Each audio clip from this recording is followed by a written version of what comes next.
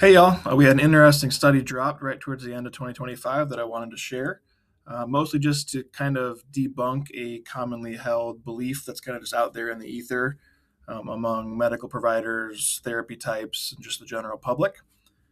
So, everybody demonizes use of cell phones, especially in younger people, and like the amount of time that people are constantly just looking down into their own laps on their devices, which may not be good for you for several reasons, existential dread being one of them.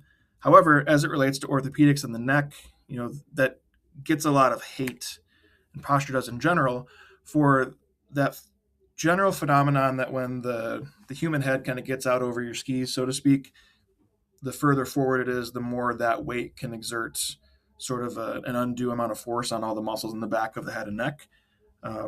Human head's roughly 12 pounds, so that kid from Jerry Maguire lied to all of us.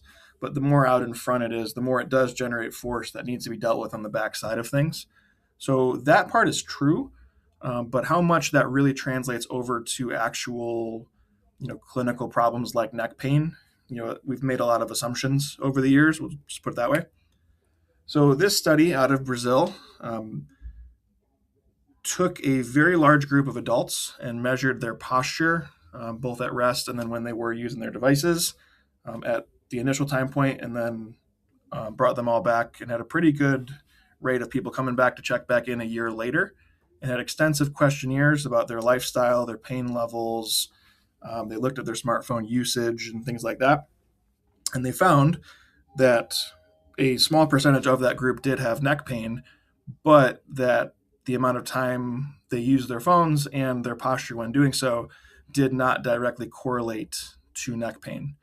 What did correlate, however, was reports of low physical activity and poor sleep, both time and quality.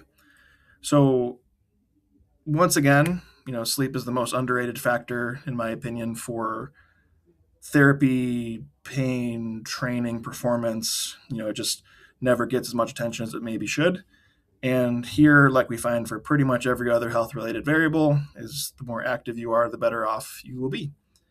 So using your phone might compromise, the quality of your sleep if you're using it right beforehand, and that blue screen and having the whole plight of the world and all the bad news, at your fingertips, and then trying to fall asleep might have a relationship there. But we don't need to super demonize the text neck from an orthopedic standpoint. Thanks. Enjoy your texting.